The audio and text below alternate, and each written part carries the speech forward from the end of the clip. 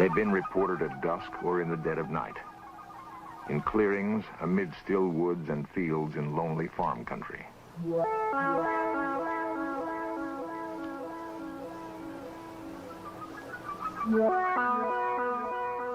Sometimes they come in silence, sometimes with quiet thunder. Often they leave marks in the earth, signals of their passing. They've been seen but fleetingly, and their extraordinary presence creates a frightening mystery. In fields from West Virginia through Wisconsin to Oregon are the beginnings of answers.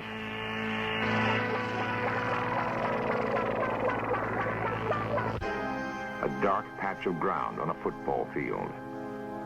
Normal people saw the object that made it.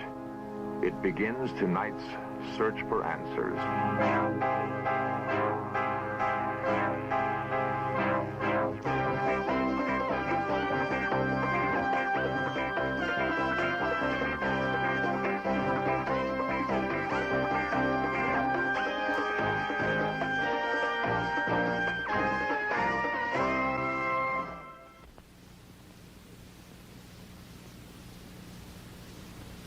On June 24th, 1947, an Idaho businessman named Kenneth Arnold was flying his private plane near Washington's Mount Rainier. He saw 9 disc-like objects moving rapidly along the horizon. Arnold said they moved erratically, like saucers skipped across a pond. Flying saucer thus became part of our language. After the Mount Rainier sighting, unidentified flying objects were reported all over the country, an astonishing number of them. And the sightings have continued to this day.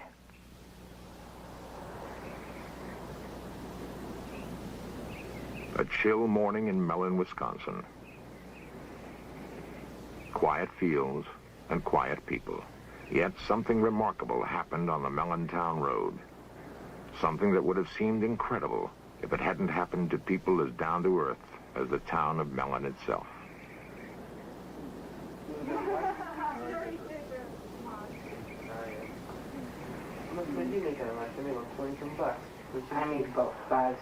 Philip Baker works in a mill on the same job for more than 20 years.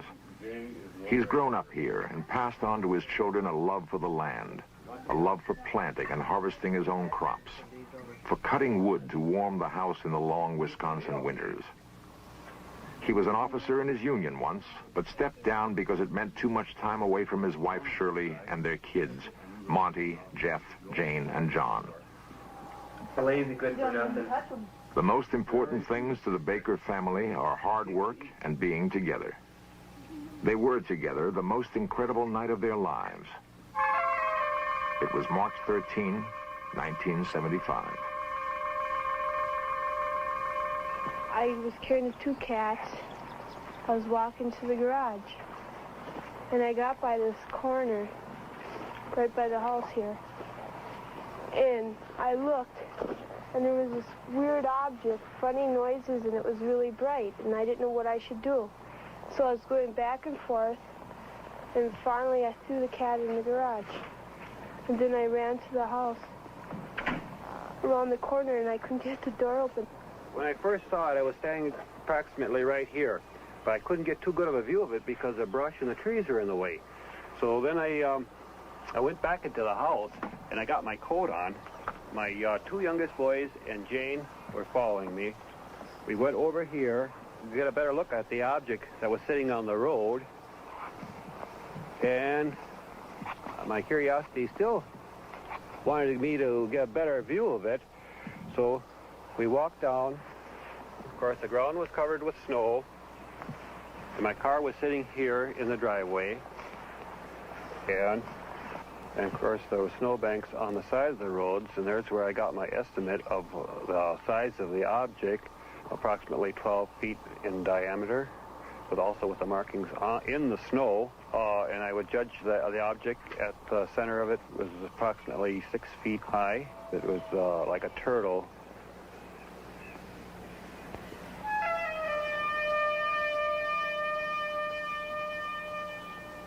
My 2 boys and my girl started to proceed here closer. My girl told me not to go any closer to it.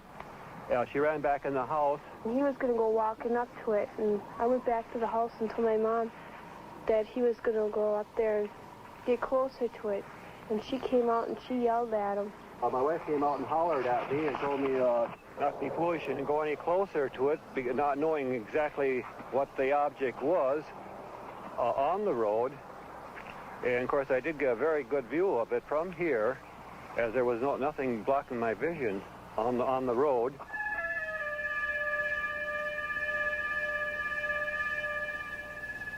Montgomery was looking out the upstairs windows where he got his view of the object.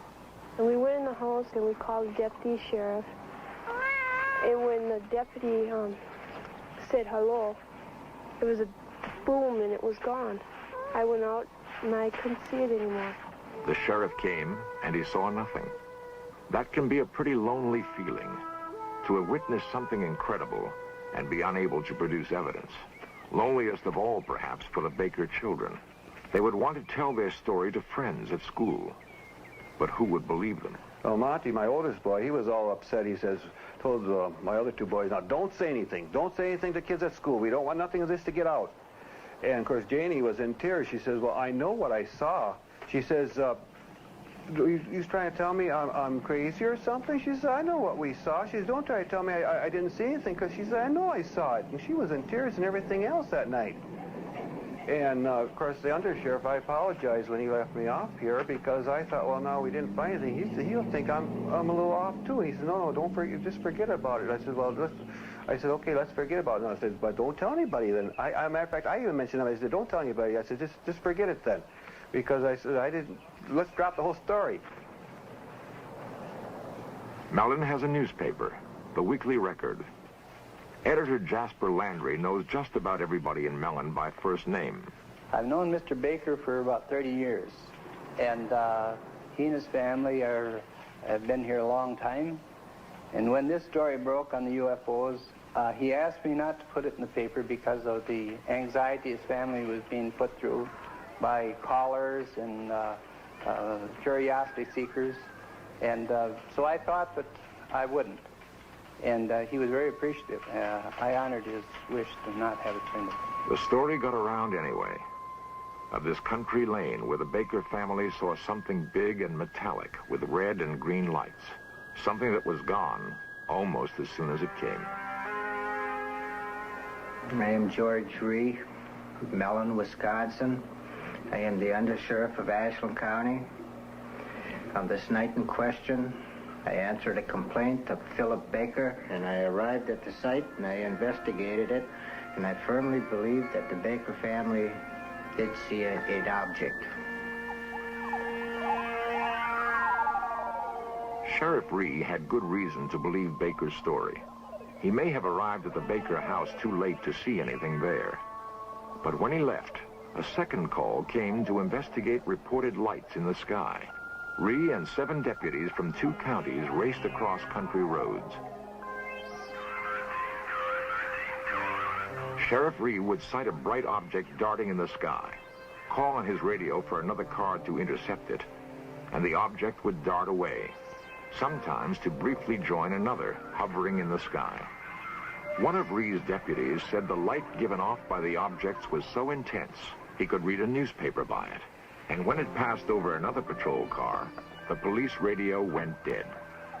To this moment, no one knows what it was that George Ree and 7 county policemen chased that night in Wisconsin.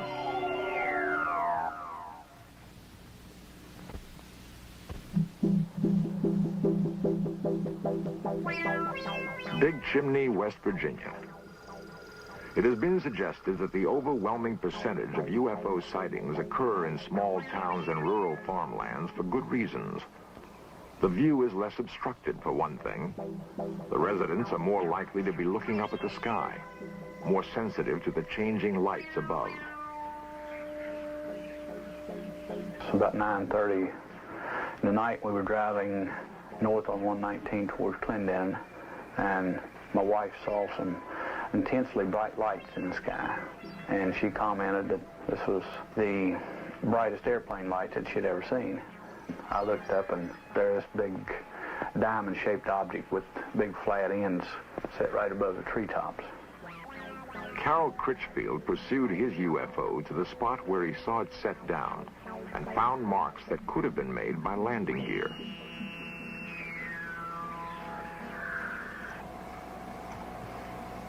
Critchfield is a foreman in a big chimney chemical plant. He's not the sort of man who is often called on to take lie detector tests. But he knows how incredible his story must sound. I'm Ian Criswell from the Criswell Security Agency in Wheeling, West Virginia. Myself and a team of investigative specialists conducted extensive polygraph testing of Mr. Critchfield. The lie detector, or polygraph, is a sensitive device for recording changes in body temperature, rate of breathing, electrical impulses in the skin, and heartbeat. Preliminary tests established normal parameters, which, if exceeded during the actual test, indicate deception. This is the blood pressure pattern, this is a skin sensitivity pattern, and this is a breathing pattern. A lie detector test cannot prove whether or not Critchfield saw a UFO. It can only indicate whether he believes he is telling the truth. Is your last name Critchfield? Yes. Do you intend to answer all of my questions truthfully? Yes. Are you being completely truthful to the best of your belief concerning the object which you described and saw in the written statement describing the events of June 12, 1975? Yes.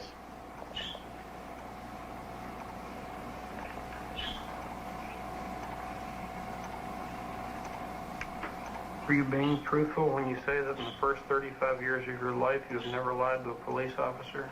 Yes.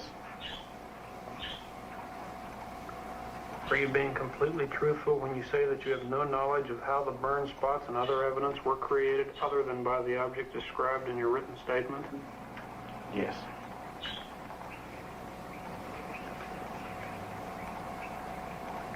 The test is now over.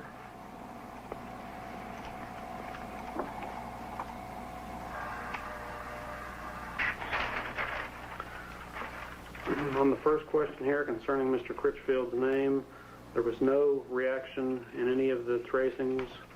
On the second question concerning the, does he plan to answer all questions truthfully? Again, there were no reactions indicating deception.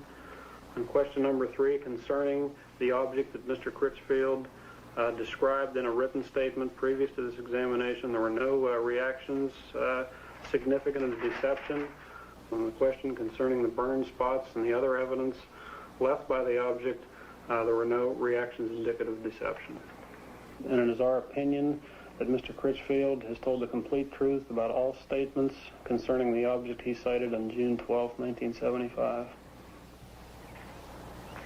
It would be unusual indeed if a man not noted for vivid imagination and guile could invent a story about a UFO and then control half a dozen involuntary body functions in such a way as to fool a sophisticated machine and experienced technicians. Much easier to believe that something extraordinary happened on a hilltop in Big Chimney, West Virginia. Something that touched Carroll Critchfield's life and left him wondering.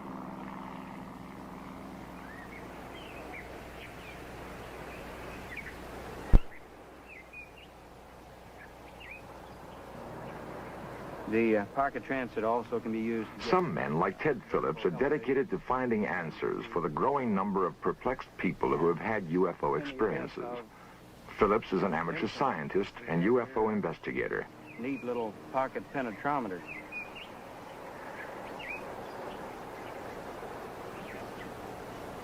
Phillips has taken soil samples at dozens of reported UFO landing sites. He and his fellow investigators have amassed reports of no less than 60,000 UFO sightings in the past 30 years. Many of these were fairly easy to explain. Conventional aircraft, weather balloons, flocks of geese. But more than 900 cases remain unexplained. Phillips has an important ally in his search, the University of Kansas Aerospace Science Laboratory. It is the place he sends soil samples for analysis. Dr. Edward Zeller is the man in charge.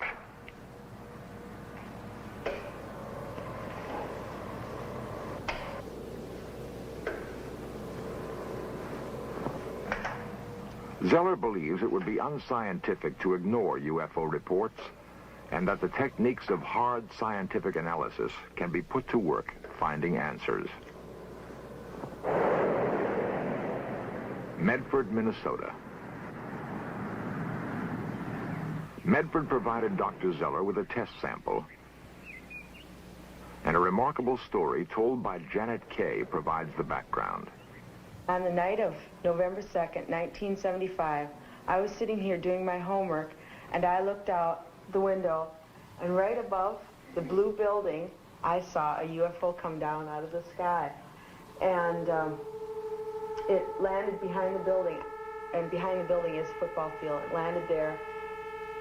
There were two other witnesses, Janet's mother, Helen, and her brother, Jerry. A lot of people in town saw it. I don't know how many people saw it and told us the next day that they saw this thing up in the sky. In the sky. As we pulled around the driveway here, I noticed up by the blue shed over there that there was something in the sky. So I pulled out of the driveway, and I said, turn down here, we can maybe get closer to it. So we just went over this way. And then you could just see it real good before the trees.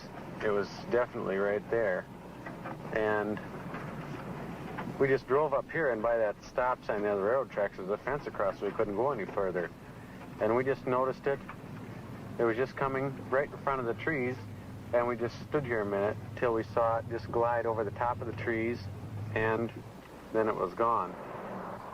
Well, a couple days later, after we saw the UFO go down, I saw a lot of people over here looking at something, so I came over here and I found this big brown spot on the football field where the grass had been burnt. As you can see, the blue building is right over there, and the burn spot is right here, and it's right in line with the window we saw the UFO come down from. Now, this happens to be the sample from the Medford site, number 2, which does show some strange luminescence properties. And so I'd want to make sure that the sample that I'm dealing with is not in itself radioactive. And I don't find that it is. I don't see any evidence of increased radioactivity. Yeah, at the time, it wasn't scary. It didn't frighten me when I looked out the window and I saw it. I didn't get scared or anything. But afterwards, when I realized that what I had seen was unexplainable, that's when it started to get scary. And then when they found the patch on the football field, well, that got a little worse. Furnace ready to be inserted here into the light chamber. And now we've inserted the sample, which is on the electric furnace, into the chamber, and we're going to start heating it. It's been 6 months since we saw the UFO go down, and as you can see, the burnt spot is still visible.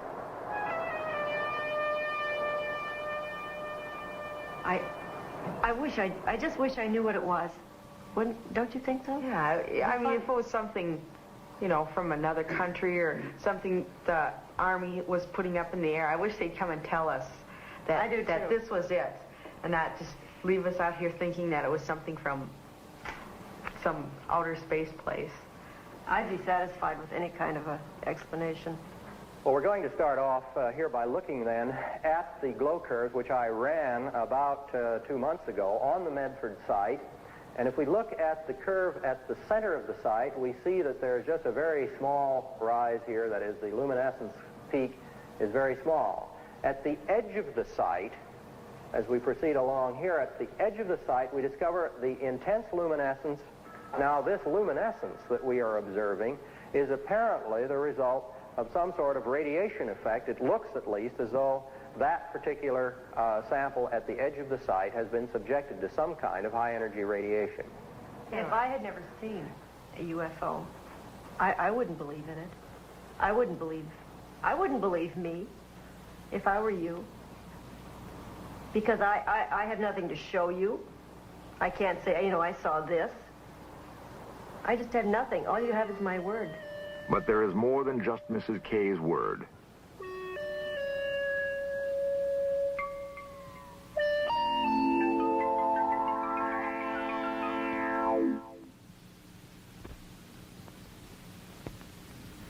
In a recent Gallup poll, 15 million Americans claim to have seen a UFO.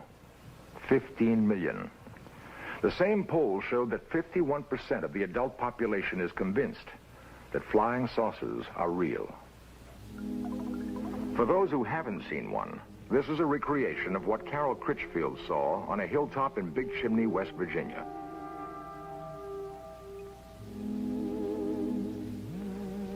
The artist used the same technique that a police artist would use in recreating the features of a suspect from the descriptions of witnesses. And this is what Philip Baker saw on the town road in Mellon, Wisconsin.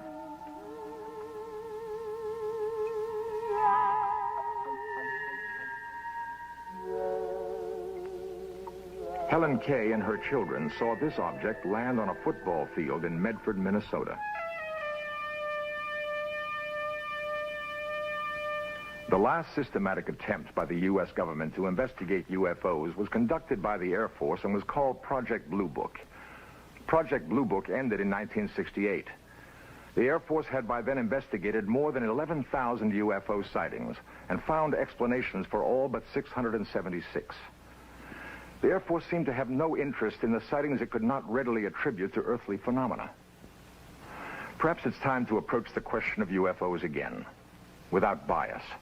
For we can only hope that if we are being studied by aliens, it is with more thoroughness and care than we have focused on them.